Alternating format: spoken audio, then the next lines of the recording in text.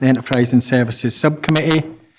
Just to note, the agenda that will come up on the screens, there's an item missing, so if you just go off the agendas that you've got with the papers.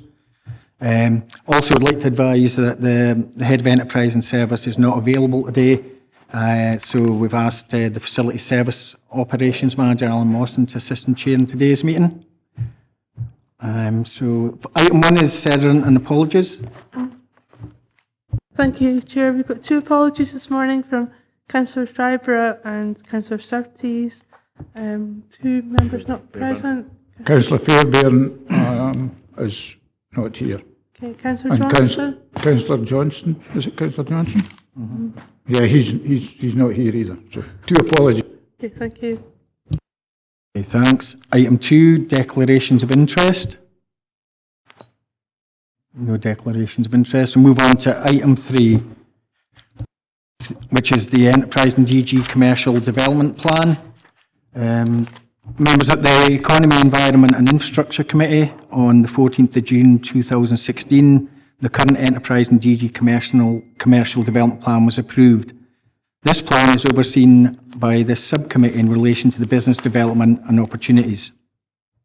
The Commercial Development Plan, which has now been in place for just over a year, remains robust. However, the plan has faced continued financial challenges and business demands during this relatively short period.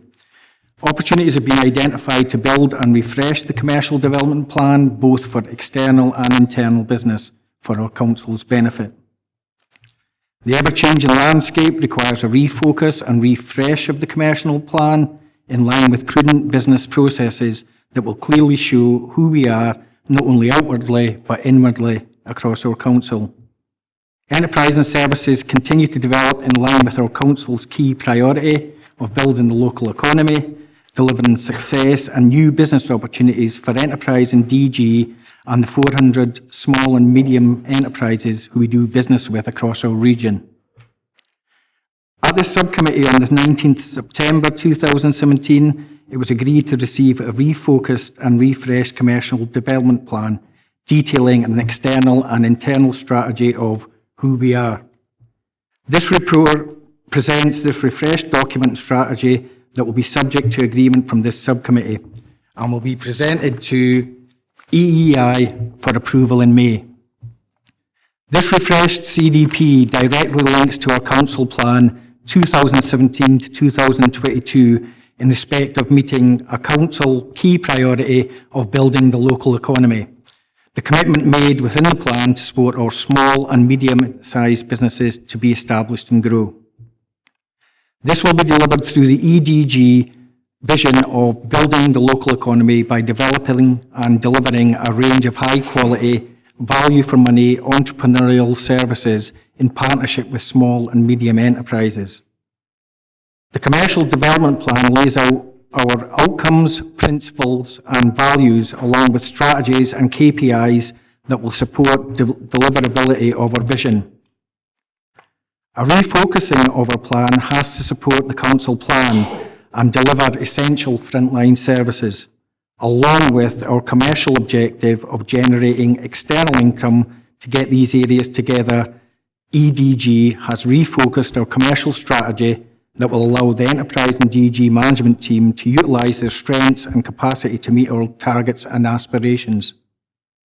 The current Commercial Development Plan was predicated with the view of securing external business from many various areas, including business to customer model. The B2C model was very much focused around securing very small business opportunities that require significant customer interaction without reasonable financial return. The refreshed Commercial Development Plan details who we are and is supported by the EDG Commercial Action Plan of refocusing on a new business-to-business strategy, B2B. The refreshed CDP provides a clear direction of travel through the agreed outcomes, principles and values, with all of these being supported by strategies on their delivery. Key reportable performance indicators have also been included in the report to provide measures and accountability for reporting back to Enterprise and Subcommittee. The Facility Service Operation Manager and the Enterprise and team will address any questions on the refreshed commercial development plan. Before we go to the members, Alan, is there anything you wish to add on that? No, Chair, I think that's conclusive, and just straight to questions if that's okay. Okay, over to members for comment.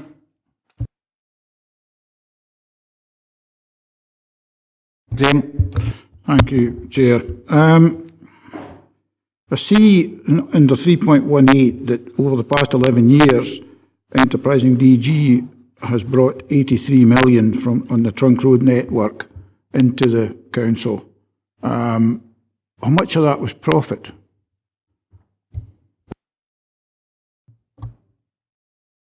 Caroline?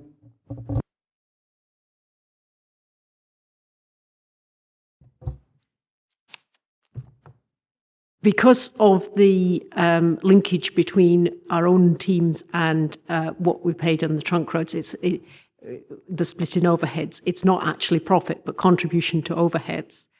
Now, the contribution to overheads will be quite a considerable proportion of that. I don't have the exact figures, but can give them to you later, if that's acceptable. I'll come back, Graham. Yeah, thanks, Chair, if I could. My concern is if it cost us 90 million to bring in 83 million, we've lost 7 million. I'm just grasping at a figure there at 90 million. I have no idea. It might only have cost us 75 million. I don't know. But, you know, if we're not making a profit, why are we doing it? Because we've obviously got machinery, men, equipment, which, if we're not making a profit, would be better without that machinery, and the staff could be reduced to the level for our core work, and that would be a saving for the council. And I'm just concerned that we're launching into something, or we've launched into something here which is proving to be less than helpful for the whole economy of the council. If I may, Chair. Basically, the contract in the one with Amy was generating a contribution to our overheads of approximately between about £1.5 million and £1.75 million. Obviously, when Transurf took over, they may have been a little bit firmer in their negotiation. The first few years, we were making about £500,000 contribution to overheads. That has reduced significantly in the last year. And basically, that is the reason why, as of next Friday, we will not be doing the Transurf contract. We haven't extended into the 2 years because, as you say,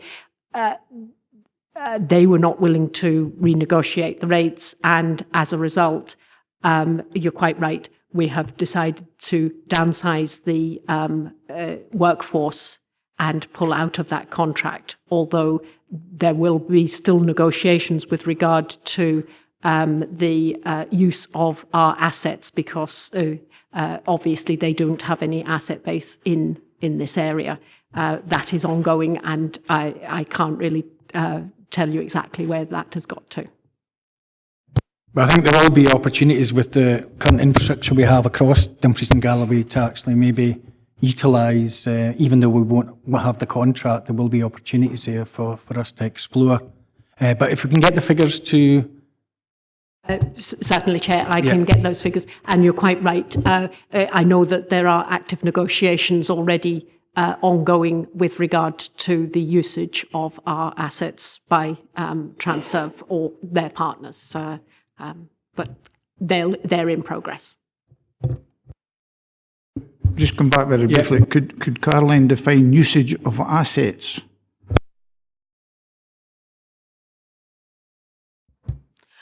The primary asset that we have that they would require will be the salt storage facilities within each of the depots. Obviously, those are fairly specialist facilities and are not available out with the council depots. David? Thank you very much, Chair. I mean, I've said this before, I'm very concerned about this, the whole enterprise DG concept, I mean, I don't believe that it is a good idea for us to go after external business, and that's for a few reasons. One of which I think is that it's, from an accounting point of view, very fraught. Some of the percentages we were talking about in profit are very small here, and then how we account for the fact that we've got existing assets. So, but it either would work or it wouldn't. And if it would work, then we'd be harnessing our existing assets in a way that I think would be unfair to the real external competition. And if it doesn't work, well, then we shouldn't be doing it. But I guess today we're not going to throw out the whole thing, and so it's not on the principle. It's about, I suppose, about improvement. So I do welcome the report, and did actually have some useful improvements in it. Chair, you'll tell me whether it's appropriate if I can raise one point that I'm concerned about, because I do think there's scope for us to be the main contractor and help businesses that would otherwise be too small to win contracts. But I think it's incumbent on us as the council that these contracts are very good and they don't interfere with or do damage to outside life. And just one example I'd witnessed was that in a project in a town, there'd been an area sectioned off for the activity due to health and safety. That was fair enough, but the site manager allowed parking to go along half the whole high street for some weeks.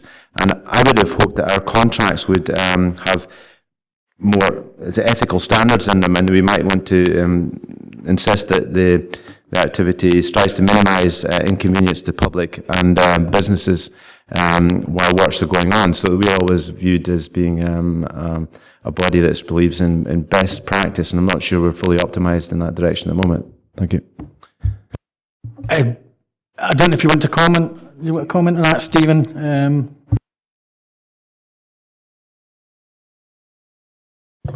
Through you, Chair. I took on board the comments the member made through our EMES that was sent in. With regards to what we can and can't put in contracts, there's very standard building contracts which we're obliged to abide by. The vehicles were parked illegally. They were asked to move on, which we don't have the responsibility to enforce the law. We can contractually enforce something. However, as I say, the contracts are standard contracts. In terms of regards where people park, etc., that's a legal responsibility in terms of traffic management within the road section. To change a standard contract is quite difficult because we do procure through frameworks. The contracts will be built into the frameworks. In such case, that's a long-term process, which allows these businesses to have certainty of what's going forward.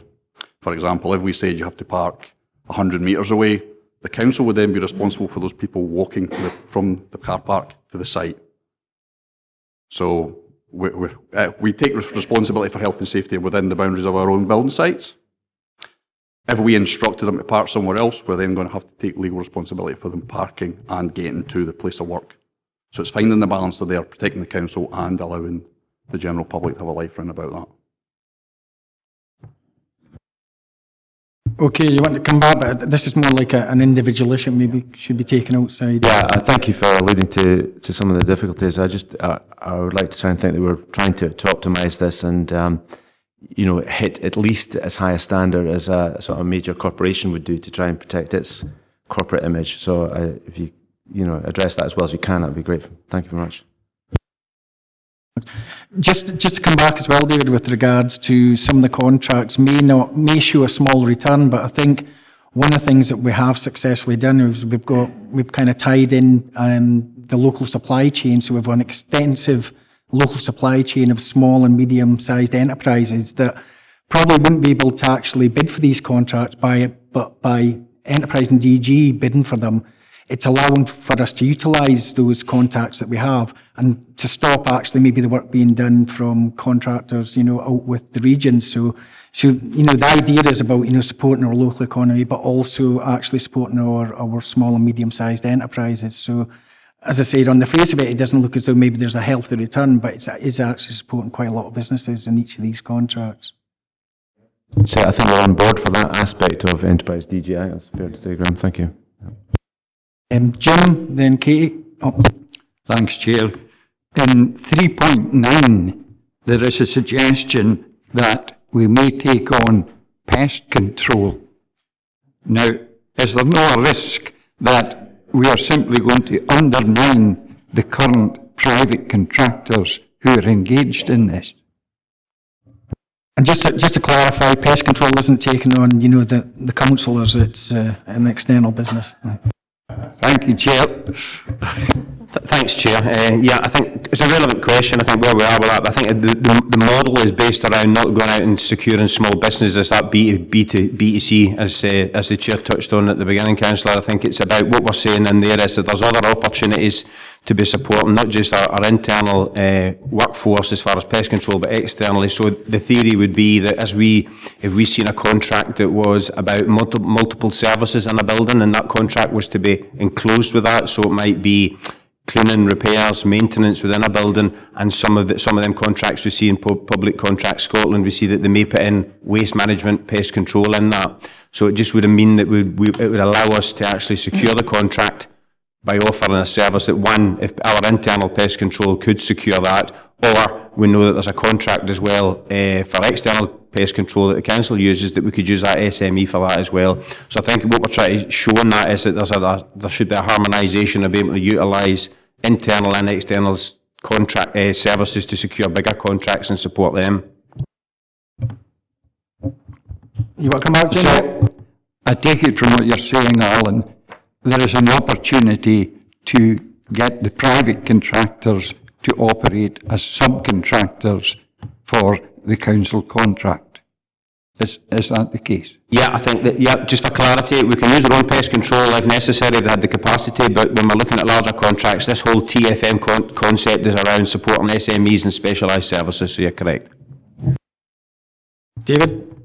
Yeah, just for my understanding of how this works. So, not just for pest control, but let's say there's a big contract and we're going to be the main contractor, and we could supply some of the necessary services within that.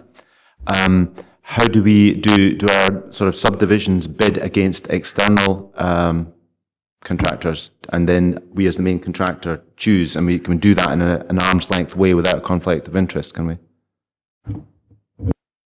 Yeah, through yourself, Chair. Yeah, I think basically, if you look at the concept is based in Public Contracts Scotland. So as we see contracts coming up that's available for all to bid, we would bid in for them contracts. And if we had services that we don't actually utilise ourselves, but through example Stephen's framework agreements, it uses our subcontractors from Dumfries and Galloway, then it allows us to utilise them subcontractors to bid for the contracts.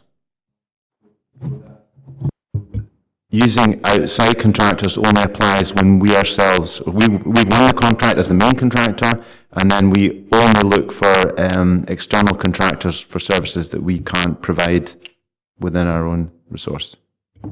Through you, Chair, we wouldn't look for contractors. We'll have them in framework agreements, so we'll already have them in contracts for ourselves within our council contracts. So example is, if you look at building maintenance and repairs, they'll utilise contractors to do building works as an example. So we would use them. We wouldn't go out and then look for new contractors.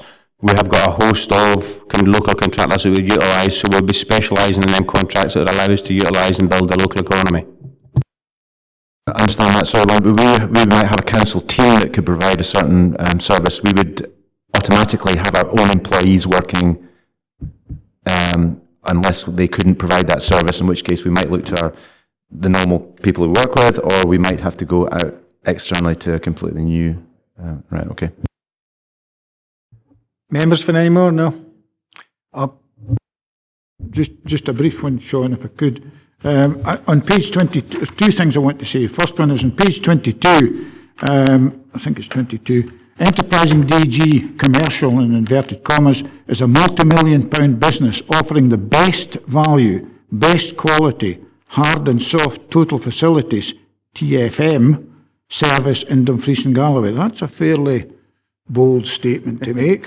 And I admire your audacity, and I hope your confidence can fulfil the claim. The other thing is that with all due respect to Alan, I'm disappointed that the head of service is not here today to answer the questions, and I think he should be here if at all possible.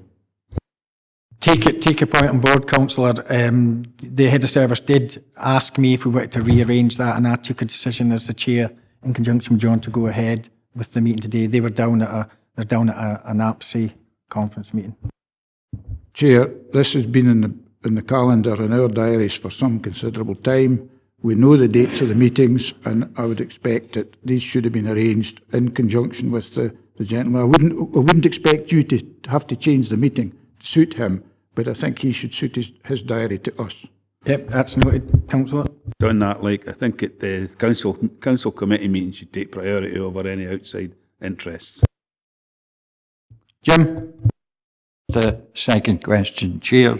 322, it lists there the trading and funded trading services. Where does waste collection fit into this? Alan? Sorry, Chair. Yeah, she's saying a funded trading. That's an error in the report, councillor. Waste would sit in funded trading. Can I just say, just with regards to the statement that was being made, I mean, I think the commercial development plan, before we go to the recommendations, I think the refocus and the refresh, I'd really just like to commend the team for all the work they've done on that. And importantly as well, it's probably going to require a refresh every year, which the team and the department are willing to do. So obviously this is going to go to EEI, but it's really just to commend the team for the work that's been done on that. And as I said, I've been through this, had a session, myself and John, with the team. And we're confident that, this gives a refocus to the service going forward, and hopefully will bring continued success. So if we can just move to the recommendations. So members are asked to recommend to the EEI committee to agree 2.1, 2.2 and 2.3. Agreed? Next item is item 4, Enterprise and Services Operational Update.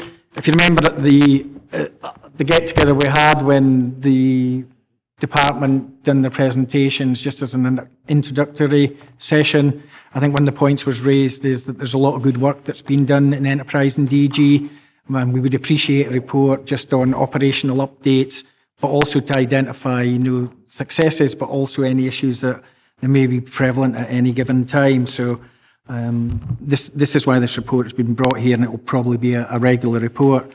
As you'll be aware, the Enterprise and DG delivers various frontline services, and these service reports to various committees, including CIPL, Policy and Resources, and EEI. To ensure that the Enterprise and subcommittees appraise of service updates throughout the year, a service update paper will be presented to the subcommittee as and when relevant updates become available. This report will also give the subcommittee key insight into the operational business in delivering key frontline services across Dumfries and Galloway, and details current commercial activity. The management team of Enterprise and DG are here today, and they're happy to give updates to this report. Alan, anything before we go to members? No, over to members. Katie. Thank you, Chair, and thank you to Councillor Nicholl for bringing up the item in the previous item, 3.18, in regards to our contract with 4G. I note in this item on page 43, 6.4, it actually states that we're presently in discussions and are continuing with Scotland Transerve in regards to the extension of the current 4th generation contract. So this paper is actually in conflict with the previous paper, the previous item. It says there's no indication at present as to the outcome of the negotiations. Can I just actually have some clarity of what the situation is here? Because my understanding, having had it clarified from the previous item, is that this is not happening, but yet we see it here in this paper. I do have another question in regards to school meals, but I'll come back to that one. Mike, do you want to just comment on that?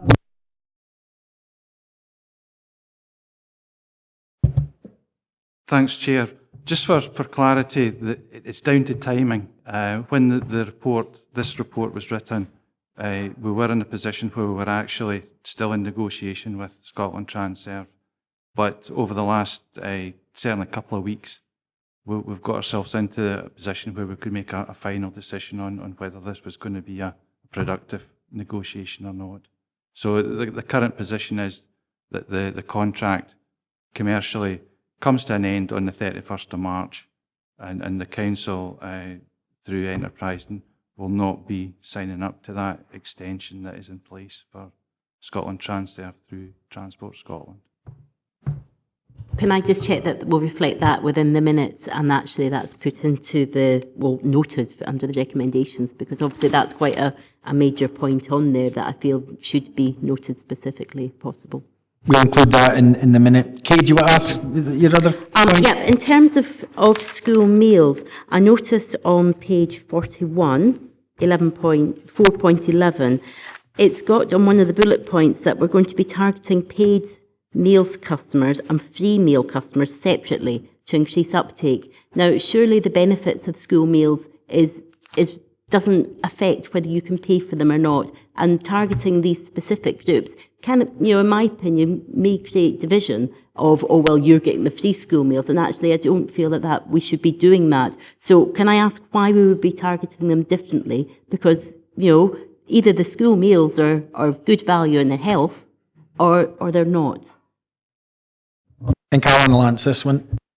Thanks, Chair. Yeah, I think maybe just a misunderstanding the way that's presented. I think what we've done is we've looked at our school meals service in 4 different ways, and that is, one, we've got a primary business and a secondary business. In primary, we target the parents because they choose that the pupil comes, and secondary, we target the pupil because they make the decision at secondary if they're going to purchase. We've then split it and said our business is split into 2. We've got our free school meals clients and we've got our paid customer clients. And it's not about losing that anonymity of free school meals. It's just a marketing strategy with school more than with the pupils themselves around the free school meals. So where we're going in, what we're saying by that is we're going into schools that are targeting schools that have low uptake in free school meals, and we'll target that as a priority to try and improve the school meal uptake. So apologies if it isn't coming across that way. We certainly aren't going out and targeting free school meals independently from paid meals. It's just a strategy around identifying them when we've got the data from the census information that comes in that allows us to try and work with education and promote the free school meal uptake. It's probably, if percentages that we see across the board, it's a valid point to see that I think we've probably had bigger growth in our paid uptake than we have in our free school meals, albeit if you exclude the P1 to P3 that all get it. But I think what we're saying is we need to target them separately, one, because we need to try and highlight the schools that haven't got high uptake in free school meals. So apologies if it doesn't come across like that, Chair. Okay. Oh, yep, okay, thank you for that. Just on one other point in regards to the meals as well, I noticed there was a handout here about the Globetrotter, which looks great if you like meat and a lot more meat. There's 12 options, one of which is vegetarian. Now, I have brought this up before, and I've brought it up in terms of our new school nutritional and improvement officer, which states here is still to be appointed, even though I was told last year that the job had already been advertised. So an update on that and why. I mean, I've just returned the school meal forms for the primary and had to write across most days, any vegetarian hot option, please, because the only option is egg and mayonnaise, which is probably, anything slathered in mayonnaise on a regular basis, which is the only option for vegetarians, is not really acceptable in my opinion. And, as I say, this is great if you eat meat. And if you don't, well, you've got one option. And cold options, well, you've got salad or cheese. That's it. It's not very innovative, and it would be nice to see us thinking a little bit better about this. I think Alan's holding up his hands. And Alan, do you want to comment? Thanks, Chair. Yeah, I think first, Nutrition Post started a week ago, so we've managed to secure that. It went out, we went through 3 sets of advertisement for that and just didn't get any uptake from that. It's just with the specialist criteria within the post, I guess it was. So we've now got that. It's Shannon Quigley that's on post. So a young nutritionist that we brought in, so that'll be hugely beneficial. And I think that almost leads on to the second part of the question, is that one of the things that Shannon's already been looking at is a dedicated vegetarian options that we're looking at. She worked in, I think it was South Ayrshire as well, and promoted that.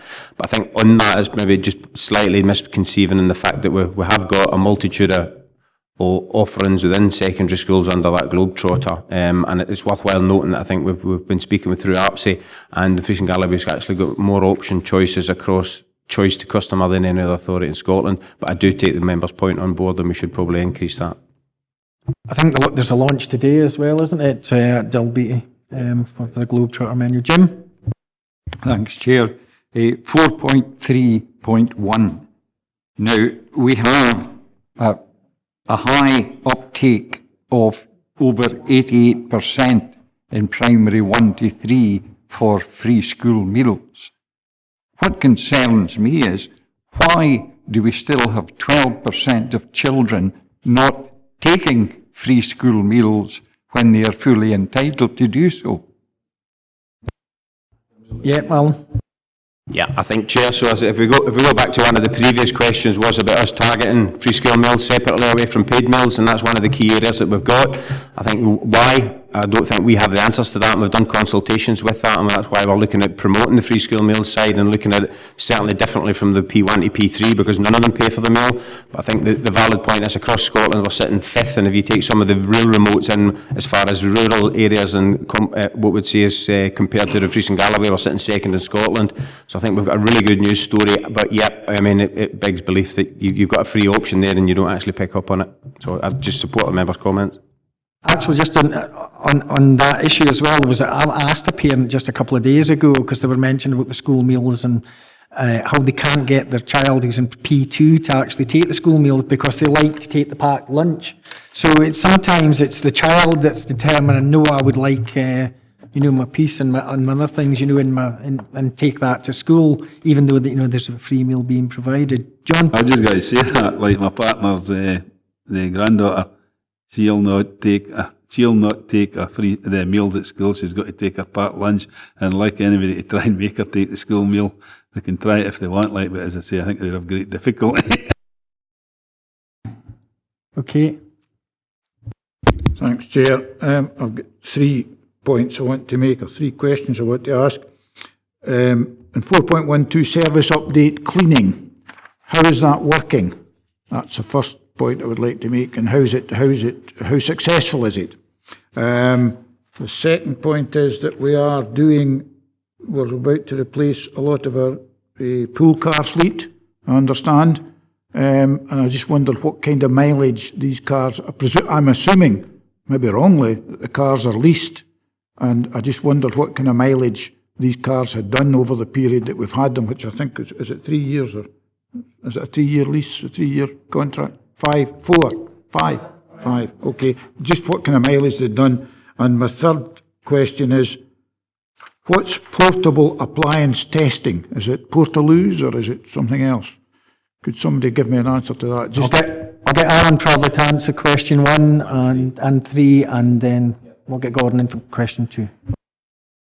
Thank you, Chair, through yourself. Yeah, the cleaning models in Irish Street and the one in Dalbeattie is going pretty well. I think what we've got is we've just done a customer consultation in Irish Street with the reduction that we've got in there, and we're adjusting any minor issues that we've got. But certainly the new building layouts that we're doing through the agile working and smarter working by amending the cleaning around that, with the kind of philosophy we're saying, find it clean, keep it clean to our employees. There's been no massively negative feedback. Consultation, couple of minor points that we do.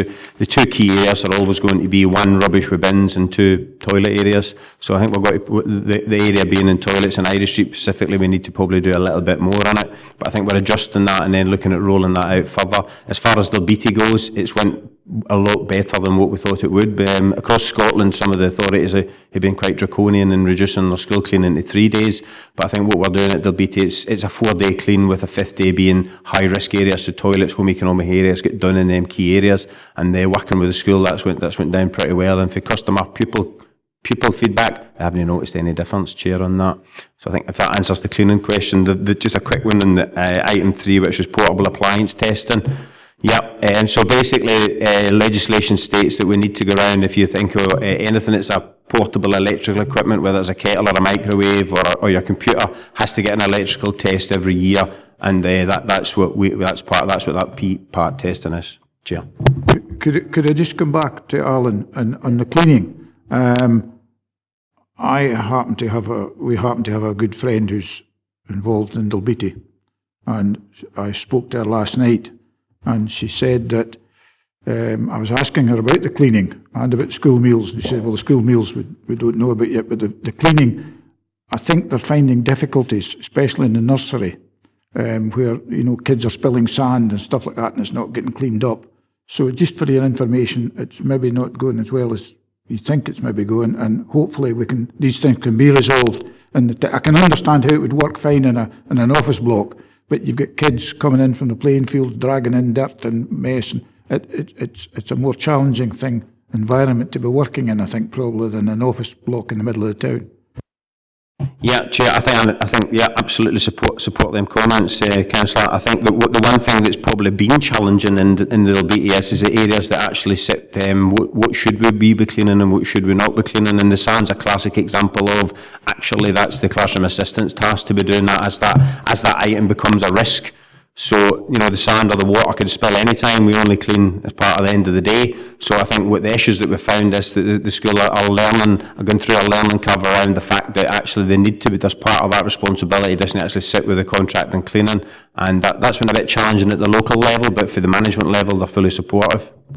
I think probably... I take it as well, Alan, that, obviously any issues that are, they'll be flagged up and they'll be addressed, so, yeah.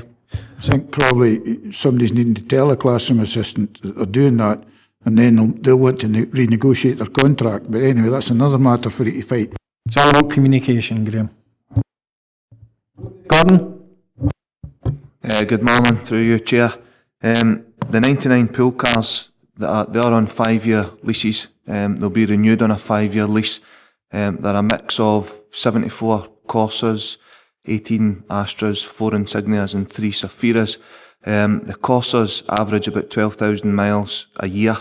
The larger cars are averaging roughly about 18 to 20, and that's what I've based the new leases on.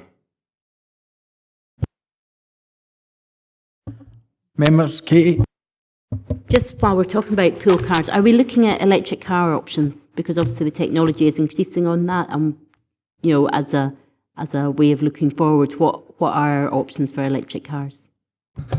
Through your chair again, the options that we do operate electric vehicles at the moment.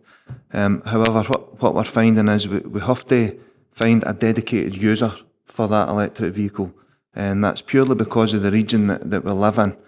What we're finding with the usage of the electric vehicles is they're fine in a town environment and densely populated environments, if you like. But once you start going to Castle Douglas or Upper Nithsdale or on the open road, if you like, the battery life seriously reduced on them, which makes the usage operationally difficult. However, we're using vans for postal runs, internal post. We use some vans within building maintenance, and we've got some cars coming to use within the facilities team and the building maintenance team. So there's a heavy bit of analysis that has to be done within the pool fleet before we start investing in electric vehicles to be used within that particular section of the fleet. Thanks, Gordon. Jim? Thanks, Chair.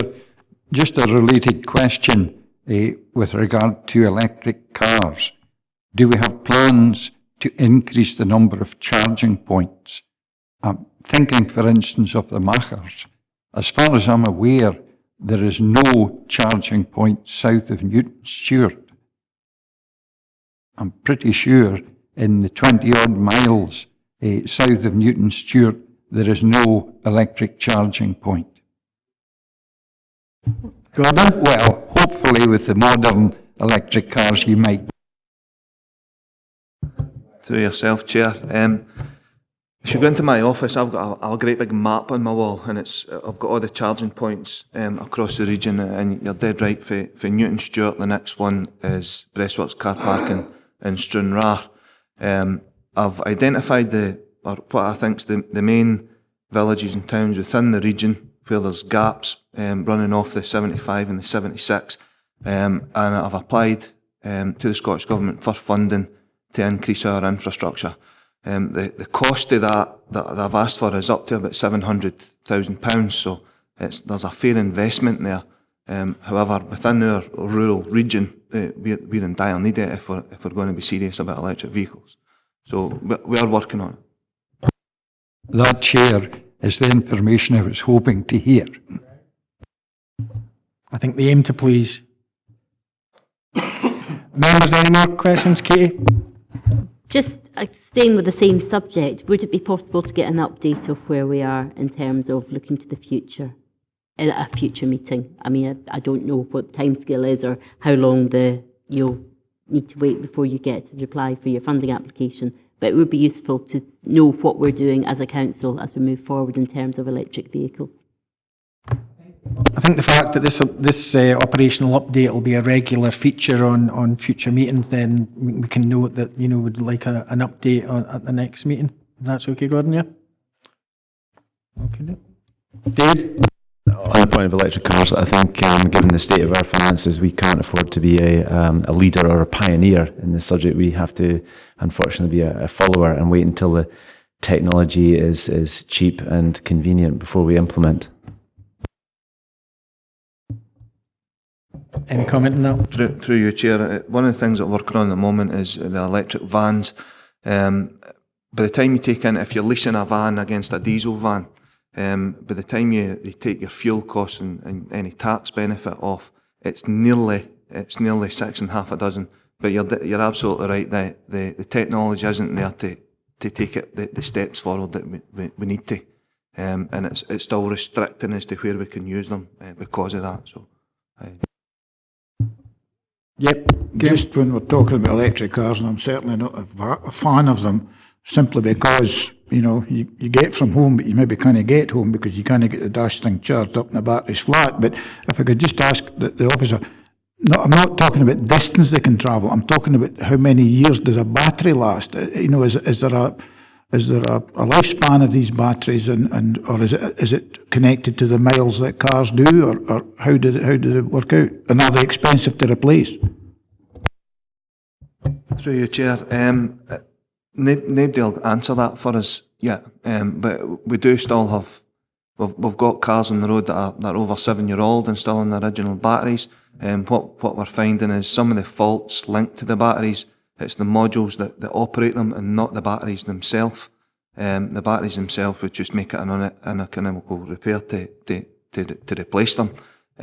But let's say we've still got 7 or 8-year-old vehicles on the road on the original batteries, so time will tell. Sorry to labour the point. I'm not labouring this point, but if you use an electric car at night, presumably you get less miles before the battery goes done. Is that a misconception on my part? No, you're right. When you put the heaters on and your lights on and your wipers on, your range absolutely reduces. And it depends on the outside temperature. However, technology is getting better. We've went for cars having a real life range of 50, 60 miles. The latest technology that's out, if we're not spending 80 grand on a Tesla, realistically is about 100 to 125 miles. So it is slowly getting there, but it's got leaps and bounds to go before 2025 or whatever the Scottish Government dates is to stop producing diesel and petrol cars. So. And I'm sure you would offer a wee trial run out to Councillor Nicholl if he ever feels like. I'm concerned about this 2025, and I think I'll be buying a new diesel car in 2024. I also hope I'm still here in 2025. Well, just before we go to the recommendations, really just thanks to the management team for putting together the report. I think what actually is reflected through the report is when we look at it, we always compare ourselves against the other local authorities in Scotland, and you know, nearly in every area we're outperforming, and we're, I would say, probably in the upper decile or performing well above the average. So thanks for the report, and I look forward to getting further updates at the next meetings. So if members can note the recommendation, which is the service update from facility services, vehicle and fleet maintenance, roads and waste services, and building and construction maintenance. Is that noted? Right. Item 5 is the revisions to the management rules for caravan and camping sites operated by Dumfries and Galloway Council. The reports to update members on caravan sites that are operated by Enterprise and DG on behalf of Dumfries and Galloway Council and also to approve the revisions to the current management rules for caravan and camping sites. Enterprise and DG commenced operation management responsibility for 2 caravan sites at Lochside and Kirkloch on the 1st of April 2017. Lochside Caravan and Camping Site in Castle Douglas currently boasts 100 caravan pitches with a mixture of hard standing and grass sites, as well as a large separate tenting area that can accommodate approximately 50 pitches. There are currently 52 seasonal pitches, an increase on last year of 6. Kirkloch Caravan and Camping Site, Lochmaben, has 30 pitches with hookups available in a separate tenting area. There are currently 18 seasonal pitches. The Council currently operates management rules for caravan and camping sites operated by Enterprise and DG, which were first introduced in 2003, with the current version being agreed by Resources Committee on 1st of October 2009. The introduction of management rules ensured that they were a set of legally enforceable rules which are required to provide staff and customers with clear guidance in operating the sites, as well as helping to protect customers from antisocial behaviour, which is occasionally exhibited by a minority of customers. The proposed updated management rules are shown in attached appendix to this report, and key changes to these rules are detailed in paragraph 3.8 of this report. We have Patricia Creeth, Hospitality and Recreation Manager for Enterprise and Service, who will be available to answer any questions. So over to members. Katie. Thank you, Chair. Just in terms of the paper on page 47, 3.5, it states that we're going to be opening earlier because of customer demand, which is really great news. I'm not actually going to go through all the actual details of the management rules, but are we considering any new campsites? Because obviously there is demand there. We're wanting more tourists to come to the southwest of Scotland, and certainly Mid-Galloway, Wigton West, the ward I represent, we would welcome, I believe, some new campsites. So, is there any plans to actually take advantage of the fact that, there is demand there? Is there an opportunity to expand? Katie, I'll get Acting Head of Service, Alan, to answer that. Thanks, Chair, through yourself. Yeah, I think to be completely honest, Councillor, on that, I think we're still learning that side of the business, and Patricia's done a fantastic job in turning the business round and making it a viable business option of what we've got. Originally, there was the plan for us to also inherit Kirkcudbright, but that moved across to the Trust. And I think what we're looking at the moment is consolidating the 2 sites that we've got, learning from that. But I think our support based on the tourism and from the feedback we're getting from our customers is they're starting to look at an expansion of business within the authority of caravan sites. And I think I heard on the radio only last week they're looking at certainly one as a planning permission coming up on that. But I think from where we sit at the moment, currently no business from our side about expanding into any further sites of caravan at this moment. Just Kate as well, the item 3 was the commercial development plan, and I think within that there is opportunities if they come up in the future to actually look at that, if a business case can be made. I'm one of the councillors that can remember sitting on community resources a number of years ago, and we had a number of caravan sites. Some of those were owned by Common Goods, etc., and it's always been a bit of an issue with the council. They tried to give some of them over to communities, and some of the communities took those over, and we were left with these 2. And I think now, to be fair, before I think Enterprise and DG came in and started to look at that, I think we basically just run them and we didn't look to improve them. Thankfully, since in the relatively short period of time, we've actually kind of grasped the nettle and actually started to improve these facilities, and that's shown in the amount of customers that are starting to use them and the increase in usage. David? Thank you, Sean. At a time of very constrained budgets, I think most people out there, if not in here, think that the council should sort of focus on its core activities. And of course, there will be argument that this provides an income, or that outweighs the benefit of a receipt of sale or a franchise, or maybe these caravan sites can only be run by the council because they've failed otherwise. But perhaps you can let me know why you think we need to be or should be in this business at all. I'll maybe get Alan to comment, but basically my understanding is of it, these are council-owned sites, and I think what we have done is turned them into, we're actually getting a return on them, which will go back into helping, the council budget. So, I mean, I think if the case was that they started to actually be, started to operate at a loss, then we would look at that again, like anything that we would probably do through this service. But I don't know if you've got anything to add, Alan. No. David, you want to come back? Yes. So my point is that hopefully we are doing a great job, and will generate a demonstrable income, and then shouldn't our target then be to either lease them out or sell them, because it's not just about us making an income. It's about us focusing. We've only got so many hours in the day to do so many things, and I think people would like us to focus on the core activities. Certainly that's my feeling when I'm out and about. So would we ever bring any of our businesses to a point where they would be ready to sell? Would that be is that an ambition within Enterprise DG, or is it looking to expand by acquiring and going into new fields and growing all the time? Alan? I think, Chair, for yourself, I think what we've got is we inherited a set of caravan sites. We'll give a task to take them on board and make them a viable option based on the council deciding that they should sit within enterprise and services. I think what we've done is we've went some way towards achieving that, and we've offered a financial return last year. We've projected better financial return moving forward next year.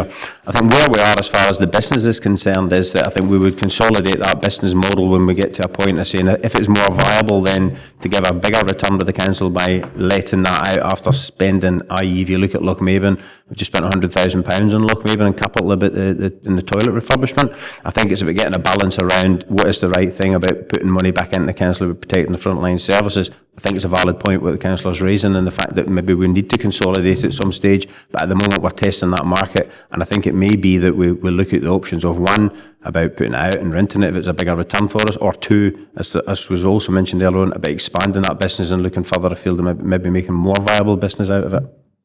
I think as well, David, just if there's an appetite out there from someone to take that over, I think when we did give a number of these caravan sites that the council had ownership, it's over 15 years ago. Certainly the one in my ward, I've got concerns about how it's been run, and if I had the choice now, I'd probably have council running that, but I mean we're looking at that at the moment. So, but as I said, I think we just have to look at it at the current situation. But if there's opportunities in the future, it's something to explore. Yeah. Thanks, Chair. When we were looking at the budget this year and looking at the budget figures, I was very disappointed with the profit that the caravan sites that we do operate, which are prime sites, I would have to say. The one in Castle Douglas is a beautiful setting.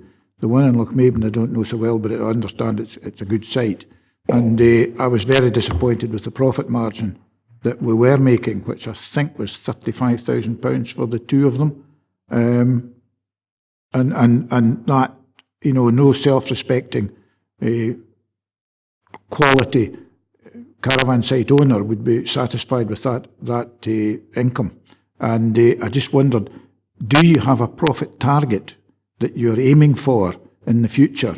And I understand you alluded earlier to the fact you spent £100,000 on the toilet block at Lochmaben, and these are major expenses, obviously, and of course that incurs a revenue cost of the interest on that money has got to be charged to somebody. But do we have a profit target? And if we don't achieve that, what are the alternatives?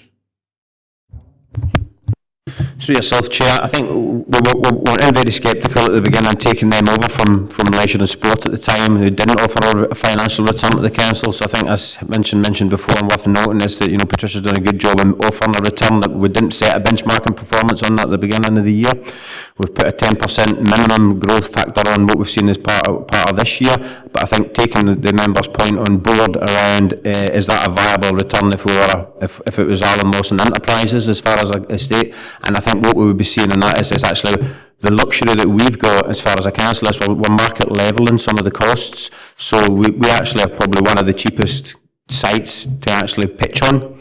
Now we could increase on that as far as this facilities is concerned, but I think it's back to you, part of the if we look at the commercial development plan, we're a market leveller, so we make that an opportunity for visitors to come into the authority and get a reasonably good price on where we stay with that. I think the key is, and I don't think we should get confused in the fact we've turned around a £35,000 profit on year one, and I think we maybe should be measured on that annually when we come back to this committee and what that return is next year. Chair. John? My question's been answered. I was just wondering if our fees were much the same as a commercial site, but as I say, just more or less say that our fees are probably a bit under what the commercial sites are charging. Jim? Thanks, Chair. Is it not the case that there has been a decline in the number of touring caravans, and the trend is very much now towards residential vans? Patricia? Hi. In my experience, and just having them for a year, and I listened to the customers and what they were wanting, and as you can see, we have put in a lot of things in Castle Douglas mainly, because that is where most of our tours are coming in. I would say, going by last year, we were getting more and more visitors, and I'm hoping this year, with opening the 4 weeks earlier, which they said they wanted, we listened to the customers, and the seasonal customers more so, because the weather's usually better in March, apparently. So hopefully that will help to bring more tours in, So at the moment it is weather depending. It's a bit like anything else. So hopefully we'll have a better summer this year. I mean, last year's summer wasn't great. So. If you forget this March with the snow. Yeah. I'll just come back, Chair. In 3.2, Lochside, Castle Douglas, 100 caravan pitches, mixture of hard sand and grass pitch sites as well as that. Then it says there are currently 52 seasonal pitches. What's that? Tricia? Sorry. A seasonal pitch is somebody who's a block booking. So that they'll either come on this year from the 2nd of March or the 28th of March, and they'll stay on, they'll pay the full set blocking until October. So they will pay before they go on site. But these are touring vans, not static. Caravans. They're touring caravans, not static caravans. Touring caravans. Right. I'm sorry. Any other member? Okay. Move to recommendations. 2.1s to note the site update and developments at paragraphs 3.2 and 3.3. And 2.2 is to agree to implement the amended management rules for council-operated caravan and camping sites, as detailed in the appendix. Agreed? Yeah. Members, of just two quick items of any of the business. The first is, and I think the chair of EEI mentioned it on Tuesday, but obviously Enterprise and DG were also heavily involved in the severe winter weather that was presented by the Beast from the East. And I do know that a lot of staff from Enterprise and Services actually spoke to some of them during, at the beginning of March. They work round the clock to maintain the services, both for the council and our partner organisations.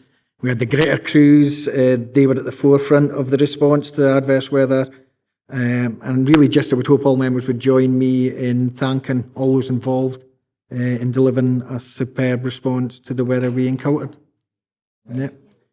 And the second, another piece of good news, I'm pleased to announce that we had 4 apprentices represent Enterprise and Services and our council at this year's Association of Public Services Excellence, APSE, Scottish National Housing and Building Awards final in Dunblane. We had Chris Jardin, Daniel McTaggart, David Henderson and Ryan Love. Ryan actually has now moved on into the private sector, so he's been successful in getting a job once he completed his apprenticeship. So really, none of them were an overall winner, but I think this again is excellent news and shows that certainly within enterprise and DG, and I know Stephen and others in the department take great pride in the apprentices that they have and the work they do with them. And not only that, you can see when I meet with them, they have real passion about, trying to develop our young stars for the future. So again, just to, if you would join me in congratulating both the apprentices there and the supporting staff from all the tradesmen, supervisors, college staff, and we have an apprentice mentor, David Hunter, that does a fantastic job with them. So it's really just to record that as well. Graham? Yeah, absolutely, Chairman. In a previous life, I mentored apprentices for the council. I don't know how I got the job. I didn't get paid for it either. But I think I was chair of the Federation of Small Businesses for Dumfries and Galloway at the time, and they were looking for people to mentor these apprentices. I'm going back, well, it's before I joined the council, so it's 10, 15, 20 years ago. But the question I was going to ask was, how many apprentices do we have? And how many stay with the council and how many move on? What percentage stays with the council? What percentage moves on to the private sector? I think rather than trying to answer that today, it was something I was going to ask as well, because I think it's not a clear picture. We actually have a number of apprentices, but sometimes they don't get other jobs. But by working with the extensive supply chain we have, all the small, medium enterprises that we have within the region, a lot of them are successful in actually being taken on from that. So I think it's maybe something that, if possible, we could get an update, because it's throughout all the kind of departments with enterprise and DG. It'd be interesting to see the effect that we are having on the local economy, because, we do actually provide apprenticeships, but also a lot of them go into a positive destination at the end of that, even if we can't actually offer them a job. So is that okay if we can bring maybe a report on the apprentice development and, all the kind of results that flow from that? Do you just... Yeah. Chair, it's a great scheme. It's a great opportunity for these people, and I enjoyed doing the mentoring when I did it. And I met a lot of very good young folk that were doing various jobs across the council. It was in Wigtonshire I was working, between Stranraer and Newton Stewart. That was where I was. But I went round and visited them and spoke to them, and I found it very rewarding, actually. I think personally that element alone, with regards to how many apprentices that are going through the system and how many apprenticeships we're working with local businesses, I think that justifies, the existence of, enterprise and DG. But I'll wait for the report to come to the next meeting. Okay, thanks very much for your attendance, members, officers. Thank you.